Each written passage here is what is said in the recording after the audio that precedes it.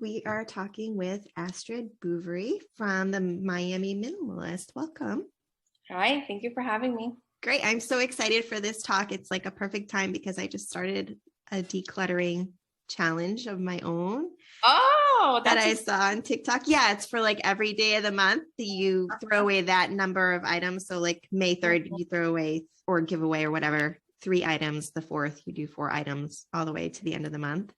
All the way to 30 items. Yes. So I'm excited about that because it's definitely something that I need to do.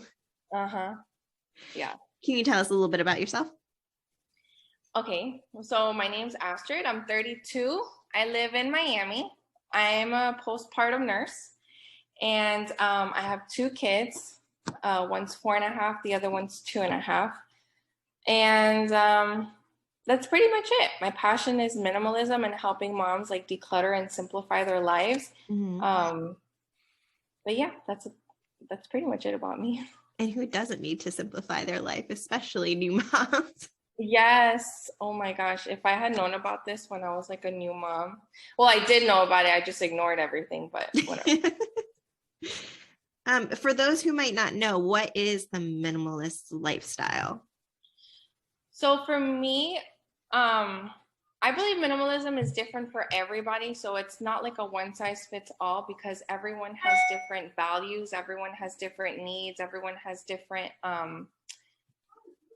just everything's different. So what I believe it is to keep whatever you love, you use, and that you actually need. So everything has a purpose in your home. It's not just buying for the sake of buying. It's buying with an intention and a purpose. So why would someone want to follow the minimalist lifestyle? Like what benefits can it bring you? It has financial benefits. So when you're not purchasing as many things, you are obviously saving money and not spending as much. It can reduce your stress. So studies have shown that women especially are affected by clutter the most. Their cortisol levels rise with the amount of stuff that they have and the amount of visual clutter that they see. ADHD, if you're ADHD, you actually benefit also from having a clutter-free home because you're not constantly like, oh, like I need to put this away. Oh, I need to do this. Oh, I need to clean that. You know what I mean? So it's just like the simpler, the better. And you also clean up less, which I love. That's true. You're not putting away as many toys, your clothes, like, you know, you have the stuff that you need and that you use, and that's what you take care of. So is it sometimes seen as like a form of deprivation in a way, like you're not allowed to buy new things or you're not allowed to spend money on certain things, or is that not? Because I think I've heard people talk about that, like, oh, if I want to buy something, I just want to buy it. I don't want to have to like tell myself that I don't need it or don't want it. I think that's a misconception because obviously if you tell yourself you can't buy something, you're gonna feel deprived. I've gotten to the point where I'm like, I don't need it. I don't want it. So I don't feel deprived ever. If I need something, I buy it if there's a need for it. If there's not a need for it, then why am I buying it? You know what I mean? So I personally don't feel deprived, but I have heard minimalism is like boring. You have white walls, no decor, all this stuff. But it's not a one size fits all. If you like decor, if you like color, if you like these certain things, you can totally have that. It doesn't have to be plain and boring, you know? Yeah. So it sounds almost like instead of deprivation, it's just like more intentional consumerism. Yes. And I feel like I have more freedom in my life because I'm not tied down to physical stuff. I have more time to spend with my kids. I have more time to take them to the park, to go outside. I spontaneously take trips because I'm not like, I have to clean the house this weekend. It's like, we have nothing to do. Let's go to Naples for the weekend. You know what I mean? So it's a lot more freedom for me. So I prefer to have that freedom in my life than to be tied down to the physical stuff and buy stuff. Right. Yeah. But if you like art decor because it brings you joy, there's then nothing. By all means. Yeah. Okay. Yeah. So it's just like, do you need it? Does it bring you joy? Kind of thing. Right. Yeah. Right. Yeah. Because people will buy things just because, I don't know, they saw it on Pinterest or like I've decluttered so many homes where it's like, even with decor pieces, they're like, I don't know why I bought it. It's ugly. I just saw it on Pinterest and I liked it and I bought it, but it didn't fit my lifestyle. Or my friend gave me that decor piece, but it doesn't really spark joy within me. So it's about finding things that really does bring you happiness and joy. And for some people, it's a lot of art. For some people, it's very minimal art. And for some people, it's no art at all. And it just depends on who you are as a person. Yeah. Yeah, that sounds great, because you talk a lot about on your Instagram about making your home like a safe haven for some place that you want to go to. And I personally love my home and family, of course, but we do have a lot of clutter, which is why I started that clutter challenge. And it started to get to the point where I wouldn't dread coming home, but I wasn't like looking forward to coming home. And I will be 100% honest. Most of the clutter in the house is from me. Like, I can't blame anyone else in my family. I think I probably buy the most and we have like a lot of kids living in this house. And I still I just like shopping. I never liked it when I was a kid. But it kind of got a little out of control for a little bit. This is like my confession of the month. So you can't judge me, or maybe you can. That's okay. There's no judgment here at all. I was the same exact way as you. Yeah. And I counted like my makeup palettes this morning, and I have like about 42 eyeshadow palettes. And do you use them all? I rotate through them, so I make sure everyone gets used, but I'm like this, and I still have the subscription box bringing me one new one every month. That's how I built so many up. But I canceled the subscription box, and I'm like, no, I need to get rid of these ones that I like. There are some of them that when it comes up in a rotation, I'm like, oh, I don't really like this palette. Why am I still using it? Yeah. So that reaction is what you need to look out for when you're decluttering. So when I help people declutter, I will hold something up, and if the reaction's like, yeah, like I use it sometimes, or it's all right, I'm like, no, you don't love this. You're just using it because you feel like you have to, or you spent the money on it. Exactly. When I hold something up that they love, their face lights up and they're like, oh yeah, I love this one. You know what I mean? And that difference is so key, and that's what you want to keep, the things that light you up and the things that actually you want to use. You know what I mean? Right. So when you're decluttering your makeup palettes, like hold it in your hand, look at it. If you're just like, meh, get rid of it. And it's hard because you spend money on it, and that's what gets people like, oh, I spent the money, but really the money's already gone. Yeah. It's gonna take you years to go through 42 palettes. I mean, they're going to expire before I can even fully use them, to be honest. Like, people forget makeup expires. Like, there's no, unless you're doing your makeup 16 times a day, then sure, but not. Yeah. The other issue I have when I look at the palettes is like, some of them are, like I said, there are a couple I even skip when it comes up in the rotation, because it's a lot of like red and yellow and orange. And I'm like, well, I never wear yellow, but what if I dress up as something for Halloween and I go to do my Halloween makeup and I have no yellow? So I better save it for that, that once a year possibility, which is ridiculous, but that's how my brain works. No, and that's how most people are too. They'll keep an item for what if, and for the most part, that what if situation never comes up. Yeah, and I think that's what I need to realize. Buy a cheap thing at Walmart of like yellow eyeshadow. You don't have to keep a palette for years just in case. Yeah. It makes sense. But then also Yeah, the other part of my brain is like, no. I know. I know. And it takes time to really get to that point where you're just like, you know what? I'm sick of this shit. Like you have to get to that point sometimes where it's like, I'm done with this stuff. Like I don't need it. Some people are just coasting and they're like getting to that point, but until they get to that point, sometimes they won't be as ruthless. Mm-hmm. I definitely think I'm heading towards that point. Yeah. Like I'm almost there where I'm thinking like, yeah, I really need to do something and I'm starting to take steps, but Mm-hmm. I think it's going to take a while for me. Also because I'm extremely busy. Mm-hmm. So when you're working with new parents, because new parents are busy and Yeah. it can be, they're already overwhelmed. Most of us as new parents are overwhelmed. So even the thought of decluttering and getting rid of things can be extremely overwhelming when you're trying to take care of baby and toddler or whatnot. So what advice would you have for new parents on like how to overcome that overwhelmed feeling when you think about starting and to just start? So if you don't have any kids and let's say you're pregnant, I recommend decluttering before the baby comes.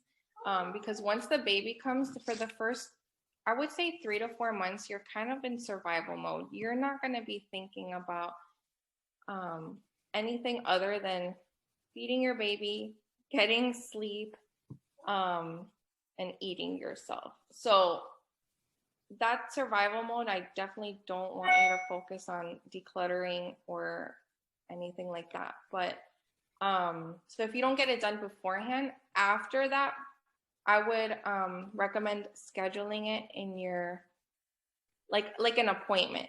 So Mm-hmm. for um 30 minutes on Monday, like every day, like 30 minutes, I'm going to declutter this area.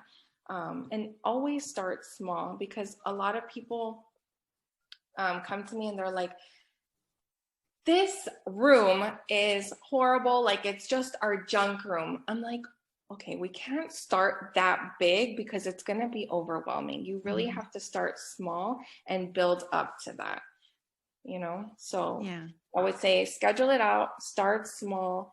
And when I was doing it, I would have my mother-in-law take care of my kids certain days and just go at it for a few hours. But if you don't have that time, put on a show for them and do an area of your house. Right. I would Yeah. think even like setting a timer for 15 minutes and Yeah. just running around and like grabbing things that you see that immediately, like, oh, I don't need this. I don't need this. Mm-hmm. And as I'm talking to you, I'm like looking around at my desk and now I'm noticing like all the things on my desk. And I'm like, I don't even need so much of this stuff. I Mm-hmm. have like lactation journals to my right that are like 5 years old that I just like need to let go of. Yeah. Yeah. And if it's something sentimental for you, you definitely don't want to start with that. But if it's not, Mm-hmm. then go at it. Go, feel free. But if it's Mm-hmm. something sentimental, put it aside. So if your lactation journals are sentimental to you, don't start with that. Right. Yeah, that's a good tip too. Yeah. So what about if like you as a family or you as a parent decided to declutter, but the rest of your household is not on board with that? Like maybe your partner, your spouse is like, I don't want to throw away any stuff. I like having all this stuff. How do Mm-hmm. you kind of like mediate that? And what tips do you have for parents? I would say start with yourself. So focus on your stuff and your areas of the house that you um, more or less have control over, rather than telling people what to do. Because let's say your husband has a lot of stuff, but you have a lot of stuff, but you're telling him to declutter. He's going to be like, well, what about you? You need to declutter your stuff. So I definitely believe in being the role model first, and then I think eventually they'll see you do it and want to do it themselves. That's what happened with me. Like my boyfriend didn't have a lot of stuff, but once he saw me doing my own areas of the house and seeing how serious I was about it, he was more like evaluating his things and saying, oh yeah, I really don't need this, and then letting it, and it was easier for him to let it go. Whereas before I'd be like, you need to declutter, you have so much crap. he didn't want to let anything go Mm-hmm. until I started doing my own stuff. And I'm sure it's because part of that is that he saw the benefits, right? He saw that you were less stressed and that you didn't have to spend as much time putting things away and cleaning. Mm-hmm. Yep. I was way less stressed. I didn't have to clean up as much. I didn't have as much laundry to do. I didn't have it was just less everything. Mm-hmm. Yeah. Do you find that it helps, like, I know we talked about the fourth trimester, you should just focus on survival after you have the baby. Yeah. But do you feel like decluttering helps with depression, postpartum depression, anxiety in general? Do you feel like that's something that you've seen families benefit from? I'm maybe not specifically, like I haven't seen it myself because I haven't worked with a lot of new moms with their clutter at home. But I know that it can't make it, like it doesn't help. Like the clutter doesn't help. For me, I know when I was trying to spend time with my baby and like bond with them, I would look around and I'd be like just focusing on everything I had to do rather than my babies at that time, you know? And I wish I could go back and had a simpler lifestyle back then because it definitely would have made a difference. So instead of feeling like calm and like happy, I would just feel really overwhelmed with like everything I had to do. And I like on the weekends, I'd spend it cleaning instead of, you know, bonding as a family with my my boyfriend and the kids and stuff. So yeah, that's and I would just look around and like cry, like, how am I gonna clean up this mess, you know? There was baby stuff everywhere. And it got worse when I had my stuff, because it was compounded from all the stuff my daughter had and all the stuff my son had. Right. And I think that starts during pregnancy because, you know, you're pregnant, you go to the baby store to create a registry and they print out a literal like 18-page long list of everything you quote unquote need. Yeah. And at least with my first, I remember, I think we were at the store for like 2 hours just because we were very young when we had babies, but also, and we were like very ignorant about babies. So we were like, oh, this is what good parents do. They check off like you know, the products that they want from Em. And we got so much stuff and most of it we didn't even end up using. Right. And then by the time I was pregnant with my third, I think I was like 38 weeks and I was like, wow, we better, you know, bring down the pack and play and, you know, a few onesies because the baby's going to be here soon. Because by then I've learned like, I don't need nearly as much stuff as I thought I needed when I had my first. Yeah. When I was creating my baby registry, I would ask moms who had multiples, not the first time moms, because I knew they would suggest get everything. You know what I mean? Get the diaper pail, get the changing station, they would suggest to get everything. I would ask the mom who had 3 and 4 kids and they'd be like, you don't need that. You don't need that. You don't need that. And that's how I created my list. It was so minimal that some of my friends would complain that they didn't have anything to get me. I'd be like, just get me a card and diapers, please. Yeah, you could always use diapers. You can always use diapers. Or your home cooked meal. Oh my God. Yes, that was the best. Yeah. My dad actually gifted me that for the first 2 months of my first baby's life. Like, he would order my lunch and my dinner for me and my boyfriend so that we didn't have to cook. And it was the best thing ever. Yeah. And those are the best kind of gifts where it's not just like stuff that's going to sit in your home, but it's stuff that's actually going to help you and nourish you. And there's even like with my daughter's first birthday party, one of my friends showed up without a gift for my daughter, but a bottle of wine for me. And I was like, that's just like the best birthday gift ever because I don't need more toys for my daughter, but I do need like a way to unwind after this party. And speaking of which, if you are a minimalist family or you're trying to start on that journey, A lot of times when I'm talking to families and we'll be joking about, especially first grandchildren, right? The family members, like grandparents, aunts, uncles, just buy. Like Christmas or holiday time is like insane with the gifts. So if you're trying to minimize the stuff that you have in your house and not have like mounds of toys around your house, but your family is not really following your vibe, like how can you communicate that without insulting everyone? Because I guess some people would be insulted if you're like, I don't want you to buy any toys or anything for my daughter. Right. So how do you know, what tips do you have for negotiating that? I am a really direct and honest person. I wasn't mean about it, but I did tell everyone, like, look, we're trying not to have as much stuff in our home. So I would really appreciate it, not buying as much for the kids. And when they would ask me, what do we want for the kids? A membership to the zoo, a membership to the children's museum, college money, things like that they're actually gonna need.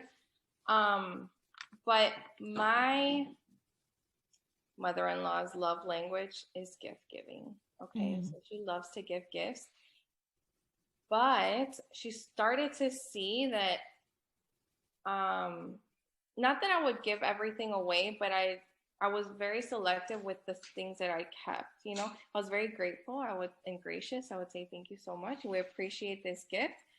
But I would see the dresses that she had and be like, she has like 25 dresses. She doesn't need another one. And I would pick and choose which one I would actually keep and then donate the other ones. And she started to realize like, okay, she's very serious about this. Sorry, that's my son. That's okay. He sounds very energetic. He's entertaining himself with the car. So yeah, they started to realize like I would donate things eventually, the stuff that they spent money on, and they started to realize like I'm not gonna buy this girl and the kids anything else because she's serious. And I think, and this is something that we've started recently as a family too, like for Christmas, we got all our kids like one gift because their real gift is like an expensive vacation. Yeah. So I think I've been reading a lot about like putting your money towards experiences rather than material things and how that increases happiness in people's lives and also gives the kid, like they're not going to remember their material toys, but they will remember that great vacation. And it just makes sense if you think about it. It really does. When we die, we don't take any of our physical stuff, you know what I mean? But at the end of our life, we're remembering how we felt in our childhood, how we felt growing up. Like we remember if our mom was overwhelmed with like the cleaning, like if she was constantly cleaning, we remember if she was constantly yelling at us to clean up. We remember if I don't remember any gifts I got growing up, but I remember the trips I took and the family I was with and the love I received, things like that. So I think that's what's most important for me and my family, but everyone's so different. So, and it doesn't mean that you can't buy stuff. My kids get toys and it's okay, but it's about not keeping it forever. Donating it when you're done with it, when you're done using it. Right. Yeah. Have you faced a situation? Yeah, your kids are still kind of young, but have you faced a situation where your kids are like, well, I went to so-and-so's birthday party and watched them open 50 gifts, and how come I don't get to do that? Is that a challenge that you've come across yet? I've never heard them say anything like that. And my daughter's pretty vocal. She does enjoy going to certain like friends' house and stuff and playing with their toys, but she knows it's their toys. She never comes home and says, I want that or buy this for me. It's never like that. This is a little off topic, but you're in Miami, right? Yes. So in Miami, because I think this is like regional, but I'm right outside of Boston, and I've noticed that a lot of kids' birthday parties, they're not opening the gifts when the guests are there, that they're waiting till after. Is that something that you've noticed in Miami as well? In the birthday parties that I've gone to, it's a mix of both. It's a mix of both. And when they do open presents, it's not like a lot of presents. It's maybe like 4 or 5 gifts, you know what I mean? And the kids open them right away and everyone starts playing with them. So it's really nice. Yeah. Yeah. I like that it's kind of shifting towards not opening. And because I'm going to be honest, it's like super boring to watch a kid plow through 50 gifts. Yeah. And also they always look so overwhelmed because everyone's just staring at them, watching them, and they get a toy that flashes. And then everyone's like, oh, no, this one, open this one now. And I just feel like it's overwhelming for them. It's like stressful for other parents whose kids are like, well, why didn't I get presents and stuff like that? And it puts the emphasis on the material gifts rather than the time spent with friends and family in the actual celebration. Yeah, my friend actually told me that on Christmas, her son started crying because he was so overwhelmed with like the presents that he got and the family. And it was just like that. He would open one gift, want to play with it, and everyone was like, no, but here, open this one. Look what I got you. And he was so overwhelmed, he started crying. Oh. Yeah. So we have to be really mindful of kids and like how they're reacting to certain things. And my daughter's the opposite. She's like, okay, next toy. And then I'm sitting there like, what the heck? I just spent all this money on these toys and things. And she's just like, next, you know? Yeah. I see that a lot when we go to like museums too. Kids are like they look at an exhibit for 3 seconds and they're like, next one. And I'm like, slow down. Like, yes. Yeah, I agree. I know that there's been a lot of research out there too on like decision fatigue that is caused by like too many choices. Like they did this one study where they had like jams of 20 different flavors of jams and they put them out as samples so people could try them, and like none of the jams sold. And then someone had the idea of putting out 3 choices and they all sold out. Because, you know, if you have too many choices in the grocery store, that affects us as adults. So imagine being a kid and like coming home with like 50 new toys or something from a holiday or a birthday and trying to decide which one you're going to play with and how are you going to manage to have time to play with everything that you got. I imagine that can be really overwhelming for kids too. Of course. Their system is not nearly as regulated as ours. And even if we have trouble as adults, imagine a kid, you know? Yeah. Right. I completely agree. I noticed on your Instagram that you have a lot of out of the box decluttering suggestions that I never would have thought of. Like you had one You had one post about decluttering your inbox, your email inbox, where you're like, don't just delete it, unsubscribe. And that, because it's embarrassing how many like ad emails, spam emails I get because I do sign up for the newsletters for the coupon that they'll send you. And then I never unsubscribe. So every day I'm deleting like hundreds of emails. It's a little out of control. Right. What's a good way to start with that? Because that can be overwhelming too. If you get that many emails a day, how can you start? Because usually it's like, okay, I got to check my email and just delete all these because that's super fast. Do you have any tips on like starting with that where you're not going to spend like 2 hours just unsubscribing from emails in a day? Like, how would you manage that? There was an app, and I don't remember what the app is now, but I believe that it unsubscribed from everything.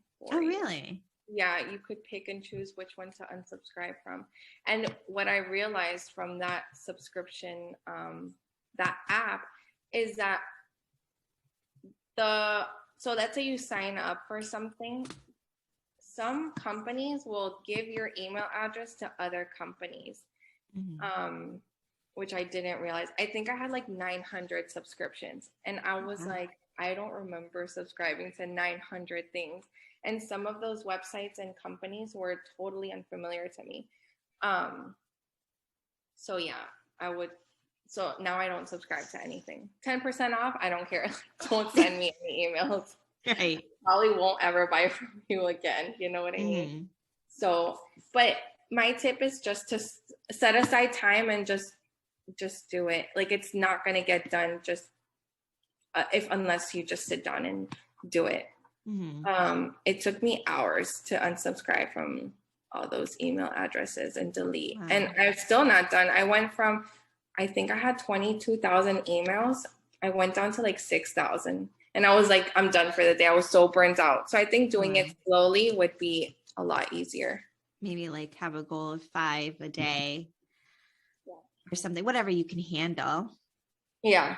Yeah. And I like that that's a way that you can work on decluttering that is easy to fit into your life as a new mom. Like, even if you're in that 3-month postpartum period, you know, while you're sitting and nursing your baby, yeah, instead of watching TV, you can hold your phone in your hand and just unsubscribe from some emails while you're nursing. It's kind of like multitasking in a way. Yeah, you could do that. Yeah. What other tips do you have for parents on how to get started? Like, one of the things that I'm coming across is when I pick my items of the day to declutter, do you recommend that you just toss them or try to sell them if you want to, or donate? What kind of recommendation? Because my problem is I'll be like, oh, I'll try to sell this, so I'll put it in a corner and then I'll just never do it. It just sits in the corner. Yeah.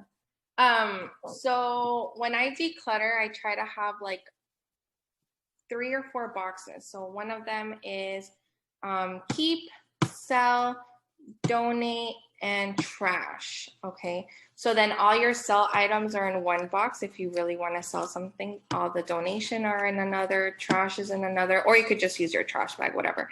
And then keep is in one area. So everything's separated.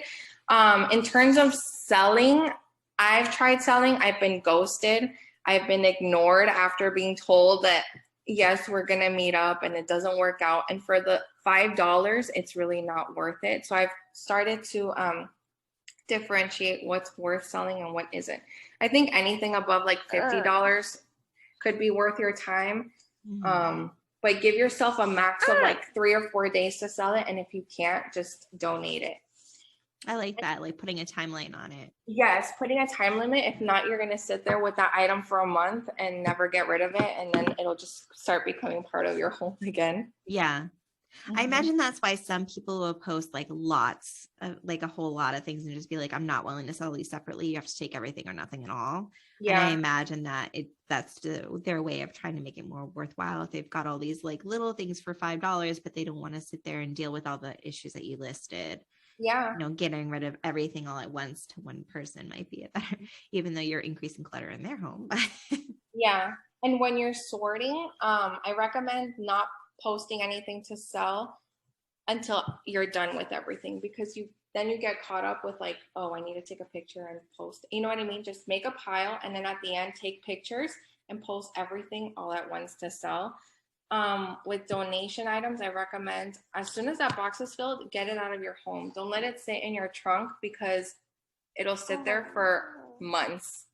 Or it'll sit there for months and then come back into your home because you just need space in your trunk. You know? And then the trash, throw out right away, and then put it where it belongs right away. Yeah. Are there any specific places that you recommend families usually donate their stuff to? Like, is there favorites that you recommend? I've donated to homeless shelters. So if I am driving to that area, I'll send it there. I also like, what's it called? It's called Pickups for Breast Cancer. So it's pickupsforbreastcancer.org. And you schedule a time and date. Well, you schedule a date and they'll come and pick everything up from outside your house. So you just leave everything out and they'll pick it up that day.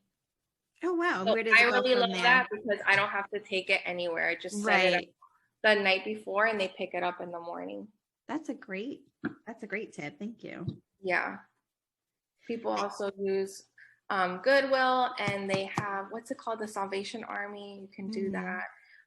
There's also Buy Nothing. Have you ever heard of Buy Nothing? Buy Nothing is a community on, I believe it's only on Facebook, but it's an area of a city. So I live in, for example, Kendall. So it'd be like Buy Nothing Kendall group. And there's a community on there. There's people on there that you can give things away to. So you'll post an item and you'll say, I'm giving this away. I'll pick a winner on Tuesday, and whoever wants that item will comment underneath that they want to be picked or selected, and you just pick whoever, and then you leave it outside and they come pick it up. Nice. I've given away a lot of things on Buy Nothing, and I've also found secondhand things on there that people are giving away, like clothes for my kids, toys, things that I don't want to buy. Mm-hmm. Right. Because why spend money on something that they're going to outgrow in like 3 months? Yeah. I'll literally say, who has 4T boy clothes? And a bunch of people will comment that they have it, and then I'll go pick it up. Nice. Which I recently did. He looks very unimpressed. I told you he's clingy. He's super cute. What do you think, like how, and this is a loaded question, but how do you think we got to this point to begin with, where it's like buy stuff and buy more stuff and buy more stuff and buy more stuff? I think it's a mixture. So definitely social media played a part. We now have an insight as to what everyone else has in their house, and we compare and we get jealous and we buy things so that we can measure up to other people. Then there's also, I believe, what contributed was online shopping, especially Amazon. So you have things instantaneously in your house the next day without even thinking about it. You don't have that. You don't go to the store and browse aisles. Like you literally look up what you want, and there's a buy now button, and you click and it's in your house. So it's automatic. People don't stop and think like, do I really need this? You know? So I think that contributed to that issue as well.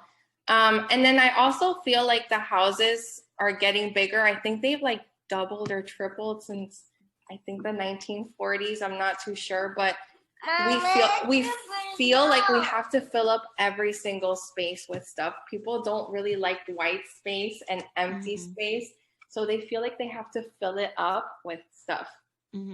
Yeah, like how many people have garages and don't use a garage for a car? Right. Right. Yeah, and that's a really good point, especially about the social media, because that is something that I have noticed. If it's, I mean, not that I like buying from the evil empire that much, but sometimes it's just so easy. But I'll like, oh, I like that book, so I'm just going to go and buy it right now, versus like if I need something that I can't find on Amazon, or I don't want to buy from Amazon, it will sometimes take me like weeks to actually get to the store. Yeah. And to buy it. And then sometimes I'm like, you know what? I actually don't need this. I've gone for weeks since I made the decision to get it without having it, and it's not worth the ride. Yeah. Yeah, exactly. So sometimes I'm sure even just cutting back on online shopping can help. I will tell you the most ridiculous thing I ever bought from online shopping. I don't know why I ever bought this. It was like 3 a.m. and I was like overtired, and I bought this pair of shorts that you put them on, it connects to an app, and it takes your measurements, and it's supposed to like help you find the jeans that fit you correctly. So I bought it. I don't even know why I bought it. And I put them on, and when you open the app, it has this like little woman's figure that will change as it measures you. So I just had a baby, right? So I put the shorts on, hit the measure button, and watch the figure go bloop and like expand. And it just made me feel terrible about myself. And I'm like, why did I even buy these? I have no idea. I have no idea what I wanted to. I just thought it was cool, I guess. I don't know. So ridiculous. Yeah. Oh my God. No. I hope you got rid of those shorts. Yeah, I did. I was like, this is not helping me in any way. My self-esteem at all. I would not keep those. Yeah. This is another point with clothes. Definitely get rid of anything that doesn't fit your body right now.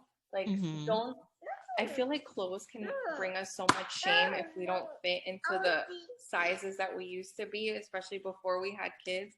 And you're never gonna get to that size again. Like, you know what I mean? For the most part, like our hips are getting wider, like our breasts grew to like nourish babies, and our bellies grew to like grow a human. So I definitely don't believe in keeping like your old clothes to motivate you. In fact, I think it just keeps you in shame. So just another point I'd like to bring up. Yeah, I love that point, because even if you do get down to that size, it's still going to look differently. Your body is still different.